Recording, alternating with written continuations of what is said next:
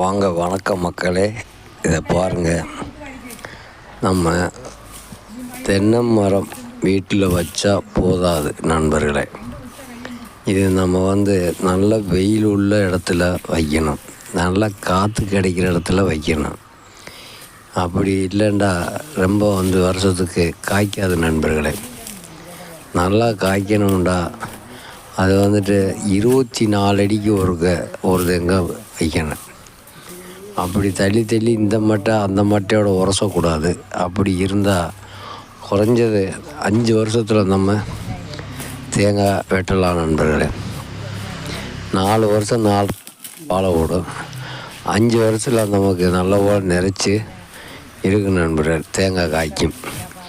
இது எங்கள் வீட்டில் ஒரு தென்னை மரம் வச்சுருந்தோம். இது 5 வருஷத்தில் காய்க்கிறது தென்னை மரம் குறைஞ்சது 8 வருஷம் ஆச்சு நண்பர்களே. 8 வருஷம் 9 வருஷம் ஆச்சு, அது காய்க்கவே இல்லை. அப்போ என்ன அதுக்கு வழின்னு பார்த்து அப்போ எங்களுக்கு ஒரு ஞாபகம் வந்துச்சு. உடனே இதை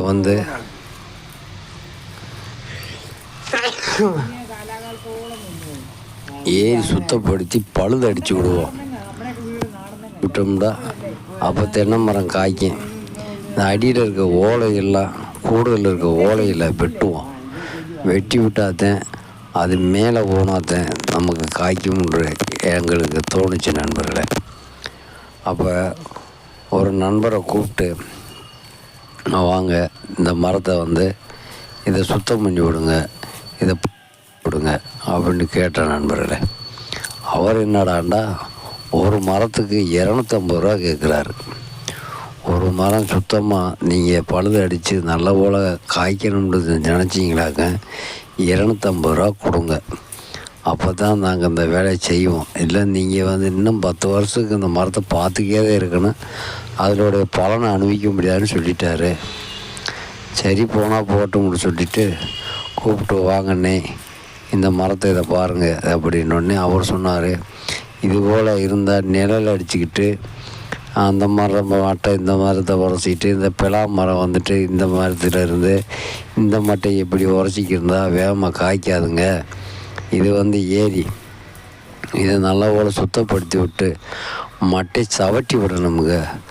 மட்டை சவட்டி விடணும்டா என்னான்னு கேட்டோம்னே. அப்போ அவர் என்ன சொன்னார், இந்த மேலே மரத்தில் ஏறி இந்த மட்டையை மிதித்து அந்த மட்டையை மிதித்து ஒவ்வொரு மட்டையிலையா உட்காந்து அதை மிதிச்சோம்டா அதே தன்னைத்தானே சவுண்டுக்கிறேன். சவுண்டாத்தே அது பலன் கிடைக்கும். அது விடுற சொட்டை சொட்டண்டா பாலை நண்பர்களே. அந்த பாலை வெளியே வர, இல்லாட்டி அதோட அப்படியே உள்ளேயே செமிஞ்சு போகும். இப்போ இந்த மரம் காய்க்கிற பருவம் தவறி நிற்கிது. இதை இந்த மாதிரி செஞ்சால் தான் நல்லதுன்னு சொல்லிட்டாரு. சரின்னு பார்த்தா நண்பர்களே, அவர் ஒரு 5 நிமிஷத்தில் அந்த வேலையை முடிச்சிட்டாரு. அவரை பாருங்கள், ஏறினோடனே அவர் வாட்டில் கடகடாண்டு ஏறினார். ஏறி கீழே அந்த கீழே வெட்டு மட்டை, அந்த மட்டை, காஞ்ச மட்டை இதுக்கெல்லாம் இருந்துச்சு. அதெல்லாம் உரித்து தள்ளினார். உரித்து தள்ளிட்டு மேலே அவர் வாட்டில் கடகடாண்டு ஏறிட்டார். நம்மளாம் அந்த மாதிரி ஏற முடியாது நண்பர்களே. அவர் போய் விளாண்டது, கீழே விளாண்டு சைக்கிளில் போய் நம்ம சின்ன வயசுகளில் சைக்கிளை சுற்றி விளாட்றது மாதிரி தென்னை மரத்தில் போய் சுற்றுறாரு அவர் வாட்டில். அந்த பக்கம் அந்த பாருங்க ஏறி அந்த பன்னாடை பாலை இன்னும் பூக்களை, அந்த கழுவி பன்னாடை இருக்குல்ல, அந்த மாதிரிலாம் இருக்கக்கூடாதுன்னு சொல்லிட்டு அந்த பூரா நல்லா அறுத்து சுத்தமாக மரத்தை வெட்டி அறுத்து விட்டுக்கிருக்காரு.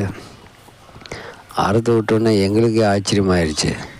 250 ரூபா தானே, ஃபோனாக போட்டேன். நமக்கு என்கிட்ட தென்னை மரம் காய்ச்சா சரி, நம்ம இந்த வருஷத்தை 9 வருஷம் ஆச்சு இந்த தென்னை மரத்தை வச்சு. இது நம்ம என்ன பண்ணுறது அப்படின்ட்டு. அதை பாருங்க, அவர் அந்த பிலா மரம் பக்கத்தில் ஒரு பிலா மரம் இருக்குது. அந்த குலையெல்லாம் எட்டுற குலையெல்லாம் வெட்டி விட்டார். வெட்டி விட்டு அந்த பக்கம் அந்த கீழே இருக்க கவுகு சோகை இருக்கு பாருங்க, அடியில் சும்மா ஒரு வாழாக இருக்கும் சோகை. அந்த சோகையெல்லாம் அவர் வாட்டில் சராப்புறான்னு அவர் வாட்டில் அள்ளி இனி எரிதார் நண்பர்களே. நாங்கள் என்னடா ஒரு ஆள் பார்க்கத்தான் இப்படி இருக்கார், ஆள் கொத்தவரங்க மாதிரி இருக்கார், இவர் வாட்டில் ஏறி இந்த மாதிரி செஞ்சுக்கிருக்காரு, எங்கிட்ட அவர் வாட்டில் மரத கருத்தை ஒடிச்சு விட்டுவாரோ என்னமோ நினச்சி நாங்களே பயந்து ஓடணும் நண்பர்களே. அவர் அவ்வளோ ஸ்பீடாக வேலை பார்க்குறாரு. வேலை பார்த்து அந்த அடி சோகை அதுலாம் பண்ணி அப்படியே அந்த பக்கம் ஒரு மட்டை ஒன்று தொங்கிக்கிருக்கேன். அந்த மட்டை இடைஞ்சல் இருந்துச்சு. அந்த மரத்துலேருந்து இந்த மரத்துக்கு ஒரு மட்டை வந்து கிடந்துச்சு. அந்த மரத்தை என்ன செஞ்சிட்டாரு, இப்போ பாருங்கள் அந்த மட்டை என்ன செய்கிறாருன்னு பாருங்கள். இந்த பக்கம் வந்துட்டார். அந்த மட்டையிலேருந்து இந்த பக்கம் ஒன் சைடு புறம் பார்த்துட்டு அதை வெட்டுறாரு வருங்க. அந்த மட்டையை வெட்டி விட்டார்.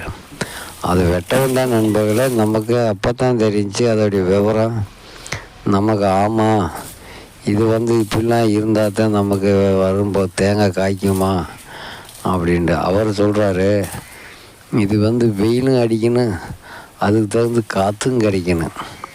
அப்படின்றா தான் இந்த தென்னை மரம் நம்ம வச்சதுக்கு இது பிரோசனம். அப்போ தான் அது நம்ம காய்க்கும். சும்மா நம்ம வாட்டில் தென்னை மரத்தை வச்சுட்டு பார்த்துக்கே இருந்தோம்டா வருஷமெல்லாம் பார்த்துக்கே இருக்கணும்ட்டார். சரிடா செஞ்சு விடுங்கண்ணே அப்படின்டா அவர் வாட்டில் ஏறி சருப்புருண்டு விளாண்டா நமக்கே ஒரு ஆச்சரியமாக இருக்குது. என்கிட்ட அந்த சைடில் இருந்துட்டு பொத்துட்டு கீழே வந்துடுவாரோன்ட்டு கூட நாங்களாம் பார்த்துக்கிறத நண்பர்களே. ஒரு வாட்டில் அந்த பக்கம் நின்று இந்த பக்கம் நின்று ஏறி பூரா அடித்து முடிச்சிட்டார் நண்பரே. அடித்து முடிச்சுட்டு கீழே வந்துட்டார். கீழே ஒரு இடத்துல நின்று இருக்கிறத பூரா ஏறுற போது ஒரு பக்கமாக பிச்சுக்கு போகிறாரு. அடுத்து இன்னொரு பக்கமாக இறங்குற போது இன்னொரு பக்கமாக பிச்சுக்கு போகிறாரு. அப்போ மரத்தை நம்ம பார்க்குறபோது ரொம்ப சந்தோஷமாக இருந்துச்சு. எங்களுக்கே பார்க்குறதுக்கு அபூர்வமாக இருந்துச்சு. அப்போ என்ன செஞ்சார் அவர், அண்ணே என்னங்கண்ணே நிறையா நேராக வெட்டிட்டிங்களா, போதுமா என்ன எவ்வளோதானான்றான். நான் போகிறேங்க, இப்போ ஒரு 5 நிமிஷம் போகிறேங்க, உங்களுக்கு நான் அந்த காட்டுறேன் பாருங்கள் அப்படி சொல்லிவிட்டு அவர் அந்த அடியில் இருந்த பொன்னாடியெல்லாம் பிச்சு விட்டுட்டு அந்த தொங்கிக்கு இருந்த கதுப்புகளை விட்டு வெட்டிட்டார் நண்பர்களை. கீழே எங்களை தள்ளிக்கிற சொல்லிவிட்டு தள்ளி அங்கிட்டு போங்க, நான் மட்டையை வெட்டணும்டாரு. நாங்கள் அப்போ தள்ளி ஓடிட்டோம். தள்ளி ஓடாமல் அவர் வாட்டில் நண்பர்களே வெளியில் இருந்த அந்த அடியில் இருந்த மட்டையை பூரா ஒரு 5-6 கையை வெட்டி விட்டார். எங்களுக்கு ஆச்சரியமாக போச்சு. என்னங்கண்ணே நாங்கள் இது வரைக்கும் நாங்கள் இருக்கோம் கையெல்லாம் வெட்டக்கூடாதுன்னு நினச்சிக்கிருந்தோம். நீங்கள் என்னாண்டா கையை உங்கள் வாட்டில் எத்தனை கையை வெட்டுறீங்க, மரத்துக்கு ஒன்றும் ஆகாதான்னு நாங்கள் கேட்டோம். இத்தனை கை இருக்கிறவங்களதாயா மரமே காய்க்காமல் இருக்குது, அந்த கையை குறைச்சி நம்ம வச்சாதாயா மரம் காய்க்கும் அப்படின்ட்டாரு. அப்படியாண்ணே, சரி செய்யுங்கண்ணே. இருந்தாலும் அவருக்கு தானே விவரம் தெரியும். நம்ம 9 வருஷமாக பார்த்துக்கிருந்தது தான் நமக்கு தெரியும். இன்னும் இப்போ அவர் சொன்னதை நம்பி நம்ம என்ன செஞ்சுருக்கோம், அந்த வேலையை பார்த்துருக்கோம். இன்னும் அடுத்து என்ன செய்யுதுன்னு தெரியல.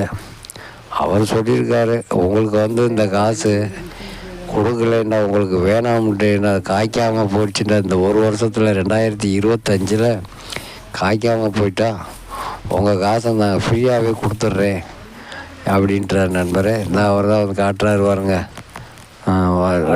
நன்றி நண்பர்களே, அடுத்து பார்ப்போம். வேறு வீடியோவை பார்க்க வரை உங்கள் ராஜ் அன்னராஜ் நண்பர்களே. இவர் தான் தெளிச்சு விட்டவருங்க. உங்கள் தெங்கு நல்ல ஓலை ஆக்கி விட்டார்.